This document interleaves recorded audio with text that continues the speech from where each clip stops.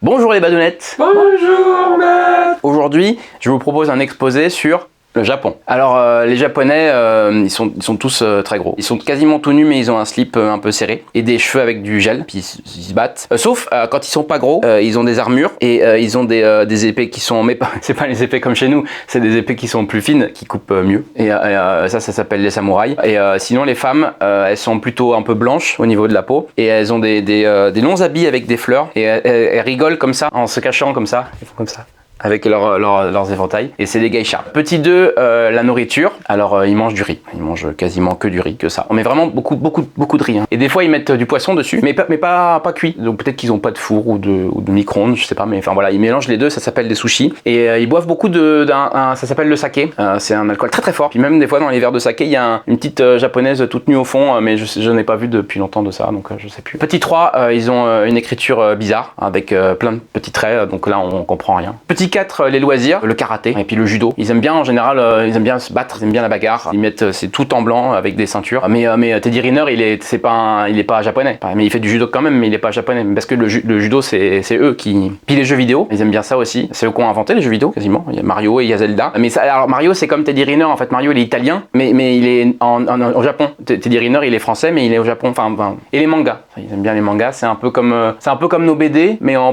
plus petit. Puis il y a beaucoup moins de couleurs aussi, hein. C'est souvent en noir et blanc, puis il y a des pouvoirs. Petit 5, les japonais connus, il y a Sangoku et Naruto. Petit 6, le président du Japon, il fait plein de trucs, il fait des réformes, il y a des grèves, puis les transports en commun, la défense, le président du Japon. Petit 7, alors les monuments, plein de monuments au Japon. Il y a la vague, hein. Alors c'est pas une vraie vague, parce que sinon tu imagines, tu peux pas aller payer pour voir une vague, c'est pas possible, elle bouge la vague. C'est un tableau, voilà, c'est un tableau d'une vague qui est très très connu, on le trouve sur des mugs, sur des t-shirts, sur des porte-clés partout. Ça s'appelle la vague d'Okusai. Et puis il y a des temples, il y a plein de temples, ils sont tous rouges, ils ont des temples rouges partout. C'est un peu comme les églises chez nous, mais c'est des temples. Et puis il y a un volcan aussi. Ils aiment bien le volcan parce que en fait c'est une île, le Japon j'avais pas dit, et c'est au milieu le volcan. Donc on le voit de partout où on est, donc il est très connu et c'est un volcan. Petit 8, les villes. Alors il y a Tokyo et Kyoto.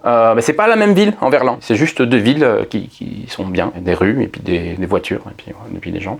Petit 9, les bombes. Alors ils aiment pas trop ça parce que les Américains ils leur ont envoyé des bombes dessus, des grosses bombes qu'on fait au moins 1000 ou 2000, enfin millions de morts. Donc il faut pas trop parler de bombes avec des Japonais parce que sinon ils veulent plus être vos amis après. Et puis voilà, c'est la fin de mon exposé sur le Japon.